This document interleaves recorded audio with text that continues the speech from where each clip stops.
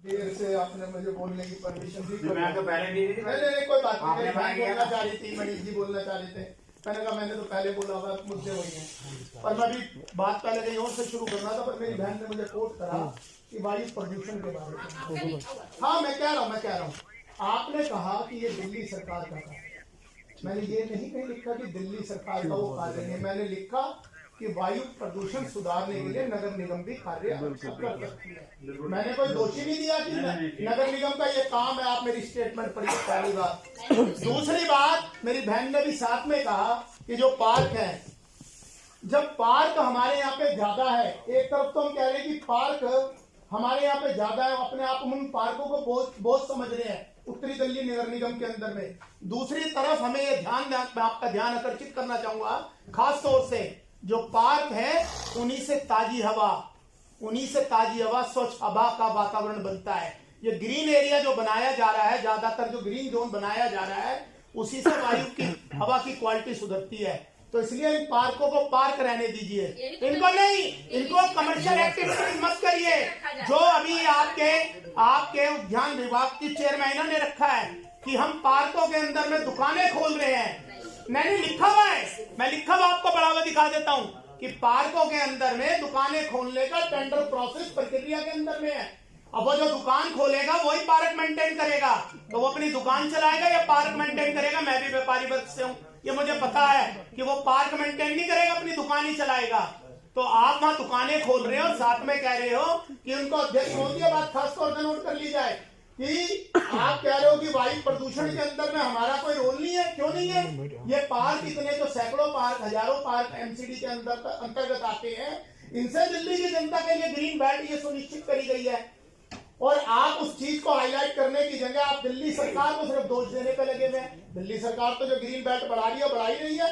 आप पढ़िए, उद्यान विभाग के अंदर में रिपोर्ट रही, आप पढ़ लीजिए, मैंने कल पढ़ी है, आपने नहीं, मैं उस पर लिखा हुआ क्लियर कि हम दुकानें ला रहे हैं, देखा कियोस्क ला रहे हैं, ठीक है। इसके बाद में भी मैं आता हूँ ग्रामीण क्षेत्र के बजट के ऊपर में इसमें है ये जो मैं भी बता, ये पार्क वाले में है, पार्क वाले के अंदर है, ये रहा। अभी जो रिसेंटली इसके अतिरिक्त उन्होंने लिखा अपनी स्पीच के अंदर, इसके अतिरिक्त उद्यान विभाग पेज नंबर 7 के अंदर लिखा है।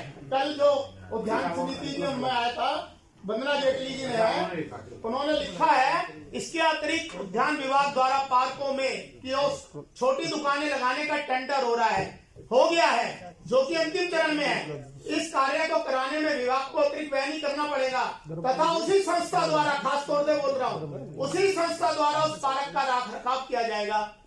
अब आप समझ लीजिए कि क्या स्थिति होगी पार्कों की।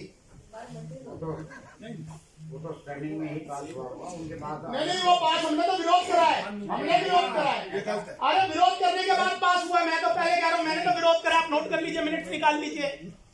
अध्यक्ष महोदय, मेरा आपसे ये भी प्रार्थना है कि भारत किसी कमर्शियल एक्टिविटी के लिए नहीं देना चाहिए। आप विज्ञापन लगाइए, बाहर कोई दिक्कत नहीं है। आज हमारे पास फंड नहीं है, किसी के कारण वर्ष से कल को हमारे पास पैसे भी आ सकते हैं, तो भारत कर सकते हैं। क्या ये कमर्शियल एक्टिविटी के लिए भारत नहीं देना चाहिए। हमारे सभी निगम बजट के ऊपर मैंने बजट स्पीच पहले पढ़ी है, आपके ये साथियों ने जो चेयरमैन ने रखी है, मुझे लगता है वो पूरी स्टडी करके, आपके चेयरमैन जो लोग हैं वो बजट के ऊपर में बजट की तैयारी नहीं करके आते। उनको जो बजट दे दिया जाता है छपा छपाया, वो पढ़ने के लिए आते हैं, मुझे ऐसा लगता है। आप ये देखिए, ये ग्रामीण क्षेत्र की चेयरमैन साहिबा ने अपना बजट रखा है। इसके अंदर में अगर आप पढ़ेंगे इस बजट को, सिर्फ दो ही गांव उसके अंदर में आते हैं। वार्ड नंबर 6 और वार्ड नंबर 8 के 2 ही गांव आते हैं। मतलब ग्रामीण क्षेत्र के अंदर में बाकी जो 25 गांव हैं, 25 गांव टोटल है। इसका मैं जवाब दे देती हूँ विकी जी, 1 मिनट। अध्यक्ष जी, इसमें क्या है, जब उर्मिला राणा की ग्रामीण समिति में थी तो 25-25 लाख रुपए हम लोग को फंड मिला था, 2 साल लगातार थी, उसी 50 लाख का उसमें दिया हुआ है पूरा वर्णन। अरे मैडम, आप मुझे भी बोलने दीजिए, आप पढ़िए, मैं आपको फिर पढ़ के सुना देता हूँ। आइए मैं आपको बताता हूँ, उन्होंने लिखा है क्लियर। कोई बात नहीं, आप ये देखिए, पहले तो 13 करोड़ 50 लाख का बजट, 26 करोड़ का वो किस तरीके से कर रहे हैं। तो रोड मैप है भी 26 करोड़ का, इसका जो 13 करोड़ 50 लाख की जगह आयुक्त महोदय ने कहा 13 करोड़ 50 लाख, 26 करोड़ रुपए कहां से आएंगे आप मुझे तो बताइए। इनकम के बारे में आप कुछ बता नहीं रहे, आप चेयरमैन हैं कि भाई आपने दुकानों के बारे में तो बता दिए, दुकानें होंगी हमें खर्च नहीं करना पड़ेगा, इनकम कहाँ से आएगी? इनकम के बारे में नहीं बता रहे आप, इनकम के बारे में नहीं बता रहे आप। जो चेयरमैन है उनको बता, ये ग्रामीण की बात कर रहे हो ना? हाँ जी, ग्रामीण की बात कर रहा हूँ। और सिर्फ 2 ही ग्रामीण के अंदर में मुझे पढ़ते हुए मुझे लगा कि चेयरमैन साहब सिर्फ वार्ड नंबर 6 की चेयरमैन है, तो 6 नंबर वार्ड के अंदर ही काम कर रही है। इसमें जितने भी काम है 25 गाँव आते हैं, 25 गाँव में क्यों नहीं काम हो रहा? 25 गाँव में उन्होंने खुद लिखा हुआ है, वार्ड नंबर 6 के अंदर ही ज्यादातर काम डले हुए। आप रिपोर्ट पढ़ लेना आप प्रपोजल देखिए ना, और जो आगे मैंने सब वो प्रपोजल है, वो प्रपोजल जिसके अंदर है मैं पढ़ के बता रहा हूँ। लीजिए आपको आपकी नॉलेज अपडेट कर देता हूँ। दिल्ली ग्रामीण विकास बोर्ड के अंतर्गत को वो अपना काम बता रही है। दिल्ली ग्रामीण विकास बोर्ड अलग होता है, आपको नॉलेज, मैं पूरी पढ़ के ही बात बोलता हूँ बहन जी। दिल्ली ग्रामीण विकास बोर्ड अलग है। शिक्षा विभाग से जो प्लान हेड के अंदर में पैसा उसको वो बता रही है, प्रस्ताव कर रही है। जो बजट उनके लिए अलॉट है ग्रामीण क्षेत्र के डेवलपमेंट के लिए, उसके लिए उन्होंने वार्ड नंबर 6 और वार्ड नंबर 8 के अंदर ही बताया है। 25 गांव और आते हैं, बाकी 23 गांव। अगर आप किसी के, जब आप चेयरमैन बन जाते हो तो आपको सारे गांव की आबादी के आप चेयरमैन हो, आपको सारे गांव के लिए डेवलपमेंट कार्य करना चाहिए। अगर कोई मेयर हो का चेयरमैन हो, जब हम यहाँ पे आते हैं जनता के हित की बात करें, हम वार्ड स्पेशल की बात नहीं करें, राजनीतिक बात नहीं करें, मैं यहाँ पे बजट के हिसाब से। और दूसरी बात, जब उन्होंने बजट दिया है, मेरा मेन उद्देश्य ये नहीं था कि वार्ड नंबर उनके 6 को हाईलाइट करने हैं। जितने भी वो कार्य कर रही है वार्ड नंबर 6 में, मुझे सब पता है। लोगों की जबरदस्ती दुकानें, बिल्डिंगें सील करा रही हैं अनऑथराइज, अनऑफिशियली, और दबाव बना रही है अधिकारियों पे। इस तरह के काम चेयरमैन साहिबा को शोभा नहीं देते। चिट्ठियां लिख रही हैं कि जिनकी गलत सील भी हो गई है उनको डीसी ना करा जाए। इसके बारे में अब क्योंकि नहीं, 1300 केजरीवाल जी यहाँ प्रेजेंट नहीं है, ठीक है, बिल्कुल मैं अपने शब्द वापसी ले लेता हूँ आपकी बात से। ठीक है, मैं ले लेता हूँ वापसी, बिल्कुल ठीक है, आपने सही याद दिलाया। केवल मेमोरी लॉस हो जाता है, मैं वापसी ले लेता हूँ। तो 1350 का बजट 26 करोड़ रुपए क्यों करा गया, ये थोड़ा सा आप अध्यक्ष होते हैं उनसे पूछ लेना, चेयरमैन साहिबा से। इसके बाद में आपकी स्वास्थ्य समिति के में बजट रखा गया है। स्वास्थ्य समिति के अंदर में सारे खर्चे तो बताए जा रहे हैं। जो इनकम है मेडिकल कॉलेज से, मेडिकल स्टूडेंट पढ़ते हैं इंदौर कॉलेज में, उसकी इनकम के बारे में कहीं जिक्र नहीं है।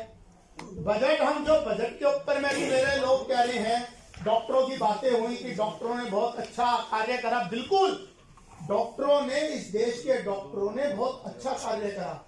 वो किसी पार्टी विशेष के डॉक्टर नहीं है, वो डॉक्टर हैं।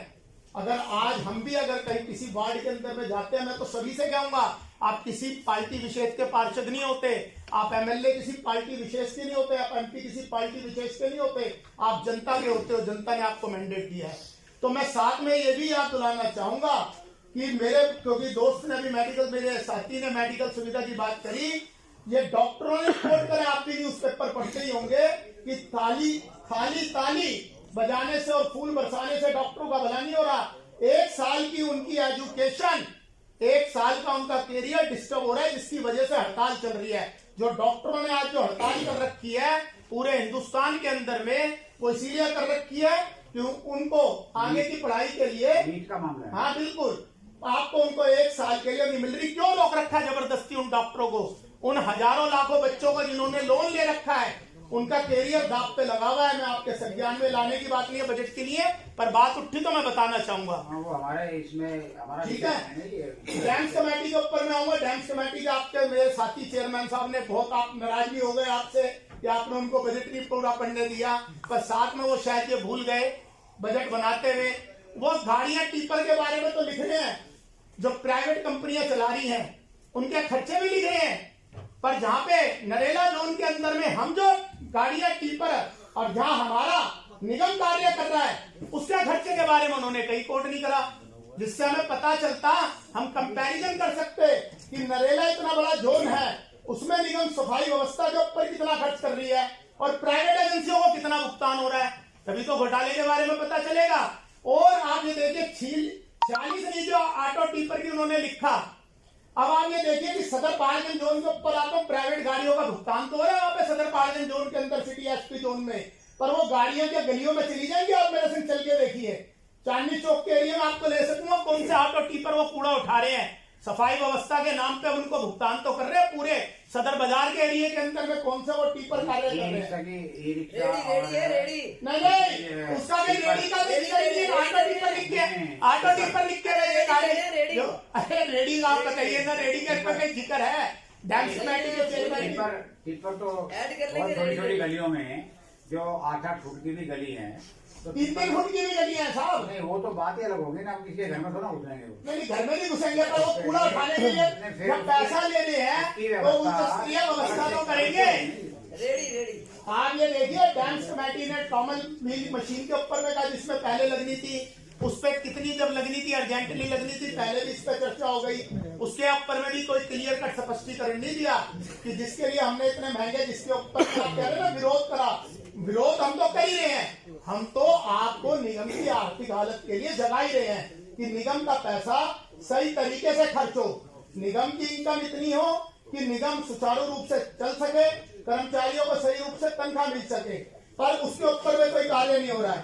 ये अभियांत्रिक विभाग की रिपोर्ट है, इन्होंने भी अपनी रिपोर्ट के अंदर में जो सबसे ज्यादा रेवेन्यू जनरेट करने की रिपोर्ट होनी चाहिए, इनके पास होनी चाहिए प्लानिंग। इन्होंने भी सारे खर्चों के बारे में बताया, इनकम के बारे में बताई नहीं रहे चेयरमैन साहब आपके। भाई इनकम कहां से जनरेट करेंगे, कितनी एस्टिमेट इनकम ये मान रहे हैं, जबकि सबसे ज्यादा इनकम इसी डिपार्टमेंट से होनी है, जनरेट होनी है, पर इसके बारे में कहीं नहीं बता रहे। अब इसके बाद में मैं आता हूं, आपने ये प्लान है, इसके अंदर में जो आपने बजट की हमें किताब दी है, इसके बारे में मैंने स्टडी करी। मैं आपको बताना चाहूंगा कि 46% उत्तरी दिल्ली नगर निगम का हिस्सा है। तीनों बजट, तीनों एमसीडी को अगर कहीं भी जब रेवेन्यू शेयरिंग हो रही है तो 40% उत्तरी दिल्ली नगर निगम का हिस्सा है। टोल टैक्स के मुद्दे पे मैं बार बार मुद्दे उठाते रहा हूं। 1000 करोड़ रुपए साल के टोल टैक्स कंपनी से लिए जाने हैं, पर पिछले साल के अंदर में भी कलेक्शन सिर्फ 150 करोड़ रुपए दिखाया गया है। क्यों दिखाया गया है? बाकी आउटस्टैंडिंग हमारे इससे की कहां गई? 1000 करोड़ रुपए के खाते 40% को मैं 45% भी पकड़ लूं, 450 करोड़ रुपए होते, 300 करोड़ रुपए कहां गए? आप बताइए मुझे। अभी तक मुझे जवाब नहीं मिला। मैंने कहा कितनी एजेंसी, कितनी मीटिंग हुई? साउथ एमसीडी की जो पार्टी कर रही है, हमारे उत्तरी दिल्ली नगर निगम के लोग भूखे मर रहे हैं, कर्मचारियों को तनख्वाह नहीं मिल रही, पेंशन कर्मचारी पेंशन के लिए भटक रहे हैं, उनके 2500 करोड़ रुपए हमने तनख्वाह में बांट दिए। चलो मैं कह रहा हूँ आपने बांटे, लोन लिया, जो भी कुछ करा, पर कम से कम हम आगे की प्लानिंग तो ऐसे करें। कोई भी सत्ता के अंदर में आए, कोई सी पार्टी आएगी तो जनता डिसाइड करेगी। मैं इसके ऊपर में कोई चर्चा नहीं करना चाहूंगा, क्योंकि जनता जनार्दन है, जनता सब जानती है। पर मैं आपके माध्यम से जरूर टोल टैक्स के विषय में नहीं, उनको साउथ एमसीडी के लोगों को उनको दे रखा है बना के। नहीं दे रखा है, पर आप ये बताइए ना, 6 महीने हो गए, आप मुझे सर सिर्फ ये बता दीजिए कि आज 6 महीने हो गए और बजट के अंदर में भी उसके लिए फिर आउटस्टैंडिंग क्यों नहीं निकाला उन्होंने कि हमारे को पिछले 2017 से पैसे का कितना हिस्सा मिला। मैं आपसे ज्यादा पुराने नहीं जा रहा, 2017 से तो आप बैठे हैं।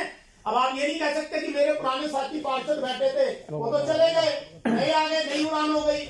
पर ये नई उड़ान तो मुझे ये बता दे कि 2017 से जो टोल टैक्स के अंदर में उत्तरी दिल्ली निगम निगम का हिस्सा बनता है, वो कितने रुपए बनता है? संपत्ति कर के अंदर में भी जो आंकड़े दिए हुए हैं, मैं सब निकाल रहा हूँ, शुरू से पढ़ना, इनकम के हेड पढ़ने शुरू कर दूंगा मैं। आप ये समझिए कि संपत्ति कर के अंदर में भी जो हेड दिए, सबने संपत्ति कर के अंदर मेरे साथियों ने बोला, पर आउटस्टैंडिंग कहीं नहीं दिखा रखी, जबकि आउटस्टैंडिंग का हेड बना हुआ है। पिछली बार भी मैंने बजट में बोला था, उन्होंने कहा अगली बार हम प्रोविजन करेंगे। भाई आप जब व्यक्ति नोटिस एनओसी लेने जाता है, तब आपको उसका ध्यान आता है उस आदमी का, भाई तेरे से ये 5 लाख रुपए तेरी तरफ ड्यूज खड़े हुए हैं, हर साल के अंदर में 5000 डिफरेंस है, 10,000 रुपए डिफरेंस है, 15,000 रुपए डिफरेंस है। अब तू अगर इसको सही कराना चाहता है तो 10,000, 20,000, 50,000 रुपए दे दे, तो ये 0 एनओसी ले जा। अरे आपका ऑनलाइन पोर्टल है, ऑनलाइन पोर्टल के अंदर में आप कह रहे हमने अपडेट कर दिया और लोगों से आप मैनुअली हाउस टैक्स ले नहीं रहे आज की डेट में। ऑनलाइन पोर्टल के अंदर में मेरे साथी और आप भी मुझे बता दीजिए चेयरमैन साहब, कहीं आउटस्टैंडिंग दिखा रही है हाउस टैक्स की कि पिछले 2004 से लेकर यहाँ तक पे इतनी आउटस्टैंडिंग इस व्यक्ति की पेंडिंग चल रही है? पोर्टल पे कोई एरर का बैलेंस एरर का प्रोविजन है? अभी उसमें पेंडिंग है और इसीलिए बिना ऑनलाइन भी कलेक्शन करना चाहिए। नहीं आपने करा है, और आपने बंदली आपने करा, शुरू भी आप कर रहे हो। मैं तो ये कह जो आपकी शिकायत जो है ये बिल्कुल मेरे ठीक है। मैं आपको शिकायत तो मेरी जनता से कभी भी है, मेरी नहीं है, जनता के लिए जनता की है। जनता की यही बात कर रहे हैं। देखिए चेयरमैन साहब, लोग आप बहुत अच्छे इंसान हैं, मैंने पहले भी कहा है, आप पूरा मौका देते हैं चर्चा करने का, बोलने का, हर बात को समझते हैं, क्योंकि आप भी व्यापारिक समुदाय से आते हैं। आप जनता के, आप पुरानी दिल्ली के अंदर रहते हैं, कमला नगर के क्षेत्र में, जहाँ पे पुरानी आबादी रहती है। क्योंकि अगर कोई प्राइवेट कॉलोनी सबसे पहले कटी दिल्ली शहर के अंदर में, तो कमला नगर बना। मैं अपना जो तक मेरा ज्ञान है, और कमला नगर जिसने भी बनाया उसने ऐसा बनाया। आप कमला नगर की खासियत भी बता देता हूँ, कोई भी गली लॉक नहीं है। आप अगर किसी गली में जाओगे, इधर से जाओगे उधर निकल जाओगे, कहीं भी आपको लॉक नहीं मिलेगा। तो जिसने भी उस टाइम पे प्लानिंग करी, अच्छी करी, पूरे नहीं शालीमार बाग लोग है, प्रीतमपुरा लोग है, गली के अंदर डायगा शालीमार, कमला नगर की कोई गली भी बंद नहीं है। इस गली से निकलोगे दूसरी से कनेक्ट करेगा, मूवमेंट रहेगी। ठीक है, तो मैं डीएलएफ ने बनाया था, मुझे जहाँ तक दिया, बाद में डीएलएफ ने सारा डेवलप करा था। कोई बात नहीं, चलो ये सब्जेक्ट का विषय है। मेरा सिर्फ आपसे अनुरोध ये है कि जब हम बजट के ऊपर में चर्चा कर रहे हैं और बजट बना रहे हैं, और हमने 20% बजट कम कर दिया, तो ये 20% बजट पहले तो कम होना ही नहीं चाहिए था, क्योंकि हमारे को अपनी आउटस्टैंडिंग मेंशन करनी चाहिए प्रॉपर वे में। क्योंकि बजट भाषण के अंदर में, बजट भाषण आयुक्त महोदय आपसे सत्ता पक्ष के लोगों से बातचीत करके बनाते हैं। तो जो उन्होंने सत्ता पक्ष से बातचीत करके बनाया, उन्होंने अपने बजट भाषण में लिखा कि डबल एंट्री सिस्टम हम 2020 तक का टारगेट अचीव कर चुके हैं। तो अगर आप 2020 का बजट भाषण टारगेट अचीव कर चुके हैं, तो आप मुझे सिर्फ ये बताइए, तो वो एरर क्यों नहीं शो कर रहा जब आदमी ऑनलाइन अपना टैक्स भरने जा रहा है? जब एनओसी लेने जाता है तभी उसको क्यों परेशान करा जा रहा है? हरेसमेंट करी जा रही है, जनता बेचारी धक्के खा रही है। अब आपने, आपके माध्यम से मैं धन्यवाद करूंगा आपका भी, कमिश्नर साहब का भी, लोगों को आपने परमिशन दे दी, डीसी साहब को परमिशन दे दी। अब डीसी साहब को परमिशन मिल गई, वो परमिशन मिलने के बाद भी डी सीलिंग के लिए धन्यवाद कर रहा हूँ आपका, मैंने रखा ये बात। हाँ, बहुत धन्यवाद कर रहा हूँ आपका। आपने फौरन एक्शन लिया और कमिश्नर साहब ने लिया, सभी उच्च अधिकारियों का मैं धन्यवाद करता हूँ जिन्होंने फौरन एक्शन लिया।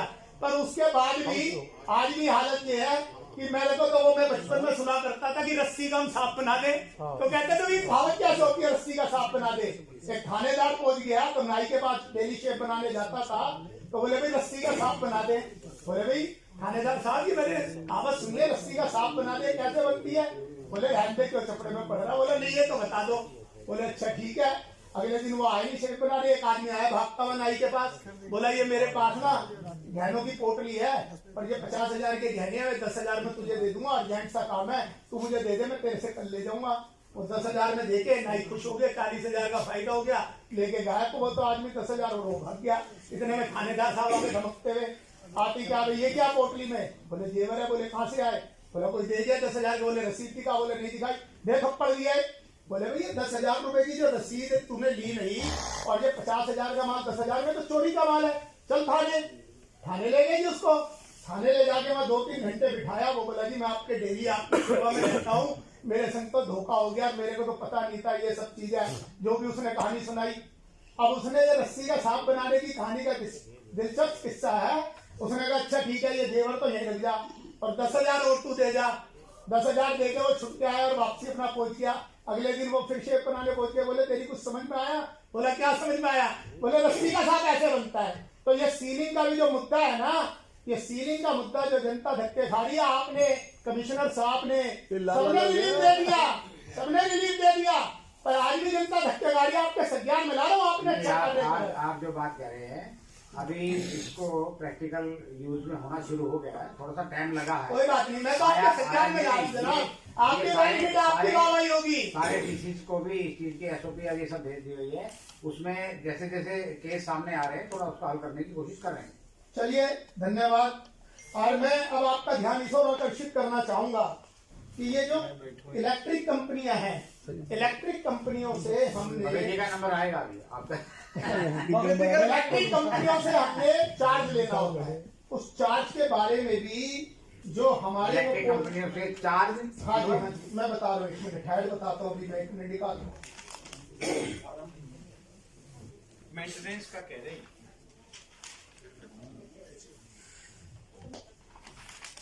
बताता हूँ टैक्स के ऊपर में जो प्रोविजन नहीं कराया। हाँ नहीं वो ठीक है टोल और income from lease C block से लिखी हुई है, जिसके बारे में उनको पैसा आता नहीं है, माफ हो जाता है बार बार। इनकम फ्रॉम सी ब्लॉक, हाँ सी ब्लॉक से है, सिविक सेंटर के लीज की हम इनकम डिक्लेयर कर रहे हैं, पर हमको आती है नहीं आती है कुछ पता नहीं, आता पता वो तो लापता है। तो मैं आपका सज्जान ये कहना चाह रहा हूँ, जो मेरे साथी बार बार कह रहे हैं कि निगम की हालत खराब है, निगम की हालत बिल्कुल भी खराब नहीं है। निगम के अंदर में 15 साल से मैंने अपने भाषण में भी लिखा बजट में कि आप सत्ता पक्ष के अंदर में हैं, तो आपका नैतिक कर्तव्य ये बनता है कि आप जो रेवेन्यू के सोर्स हैं उनको और जनता के हित में उनको सही तरीके से प्लानिंग से आप मैनेज करें। अगर हम देखेंगे तो निगम की आय के स्रोत, मेरे साथियों ने भी सुझाव दिए कि हर दुकान से लाइसेंस ले लो, फार्म भर लो, कोई जरूरत ही नहीं है। आप जैसे जीएसटी नंबर है, ऑनलाइन अप्लाई है, आप जीएसटी नंबर करिए ना, कहीं पे आप दुकान चला रहे हो, सिर्फ आपको पैसा देना है। आप उसके अंदर एक लाइन लिख सकते हैं, ये अनऑथराइज है, ऑथराइज है, इससे उसकी अनऑथराइज जगह जो है वो रेगुलाइज नहीं हो जाएगी। आज हम हाउस टैक्स ऐसी लोगों से भी तो मांग रहे हैं जो अनऑथराइज कॉलोनी में है, तो उनसे उनकी बिल्डिंग रेगुलाइज हो जाएंगी। हम अगर ये बात करेंगे कि बिल्डिंग वो नक्शेदार बन जाएंगी, नहीं बन सकती। दिल्ली के अंदर में डीडीए जब बनी तो 30% कॉलोनियां आज की आबादी के पास डीडीए की कॉलोनी है, 70% नॉन प्लान कॉलोनी है, सारी अनऑथराइज कॉलोनियां है। प्रधानमंत्री मोदी जी के कहने के बाद भी 1026 कॉलोनियां जो 1700 कितनी कॉलोनियां रेगुलाइज करी गई, उनमें भी आज नक्शे पास एमसीडी नहीं कर रही। आप देख लीजिए। तो आप किसकी बात कर रहे हैं? नक्शे पास नहीं हो रहे, रजिस्ट्री हो चुकी, रजिस्ट्री होने के बाद भी उनके नक्शे पास नहीं हो रहे। मैं आपके पास केस लेके आ जाऊंगा, नक्शे पास नहीं हो रहे उन लोगों के। तो मैं आपके संज्ञान में सिर्फ ये चीज लाना चाहता हूँ कि जो चीजें प्रैक्टिकली हम कर सकते हैं, हम प्रैक्टिकली कर सकते हैं कि जिनकी दुकानें चल रही हैं उन दुकानों को, क्योंकि रोजगार मिला हुआ है, सारे देश के अंदर में देश भर से लोग आए हैं। जो देश भर के लोग आते हैं वो कैपिटल समझ के आते हैं, वो ये प्लान करके नहीं आते कि मुझे अनऑथराइज कॉलोनी में रहना है या ऑथराइज कॉलोनी में रहना है। तो जो लोग यहाँ रह रहे हैं और उनके खिलाफ हम कार्रवाई पूरी कॉलोनियां उजाड़ नहीं सकते, तो कम से कम उनको हम ये सुविधा दें कि भैया आप जो इंस्पेक्टर को पैसा दे रहे हो वो लाइसेंस फीस के रूप में हम निगम को दीजिए। और उसके लिए मैं सिंपल बता रहा हूँ कि आप पैन कार्ड अप्लाई करिए। मैं आपको स्कीम भी बता रहा हूँ, केंद्र सरकार की स्कीम, आप पैन कार्ड लेते हैं कहीं भी लीजिए, पैन कार्ड में आपको मिलेगा। आप अगर जीएसटी नंबर ले रहे हैं कहीं भी लीजिए, आपको जीएसटी नंबर मिलेगा। आप ये सारी कंडीशन हटा दीजिए लाइसेंस के लिए, दुकान खोलने के लिए, कि आपकी दुकान ऑथराइज है अनऑथराइज है। आप सिर्फ ये लिखिए कि जितने बाई जितने की दुकान है इसके हिसाब से इतने रुपए की लाइसेंस फीस आप जमा कराइए। एमसीडी का कोई इंस्पेक्टर आपको आगे चैलेंज नहीं करेगा। तो आप देखिए करिए आपके मन में कितना पैसा आएगा। दूसरी बात मेरे साथियों ने कही, मैं तो कहता हूँ कि आप अजयपुरी जी, आपकी केंद्र में सरकार है, आप लिख के दीजिए कि लोगों ने जो अनऑथराइज कंस्ट्रक्शन पे लाखों मकान पड़े हैं और जिनकी एप्लीकेशनें पड़ी है रेगुलाइजेशन होने की, आप उनको रेगुलाइज करवा सकते हो। तो आप प्रस्ताव पास करा लीजिए। 2017 में कटारिया जी ने भी रखा था, फिर वो भी भूल गए रखने के बाद प्रस्ताव।